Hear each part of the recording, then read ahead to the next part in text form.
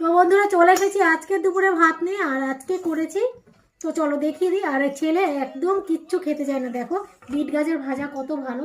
তো করেছি বিট গাজর ভাজা আর আলু, আর এর মধ্যে দিয়েছি, আলুটা দিয়েছি ওর জন্য যাতে একটু খায়, ভালো জিনিস খাবি না তুই বল। এই যে আর করেছি হচ্ছে মাছের ঝোল, ফ্যাসা মাছের তেল ঝাল, টমেটো দিয়েছি বলে সুন্দর কালার এসেছে। এনে এই যে ছেলেকে দিয়ে দিলাম, ঠিক আছে। আর এই যে আমি নিচ্ছি তেল ঝালটার রঙটা এত সুন্দর হয়েছে বন্ধুরা, দাঁড়া তোমাদের একটুখানি দেখিয়ে নি। এই যে ফ্যাসা মাছের তেলে আমি গান চালাস না ভাবি, কপিরাইট করবে। আর হয়ে গেছে। আর এই হচ্ছে টমেটোর ঝাল।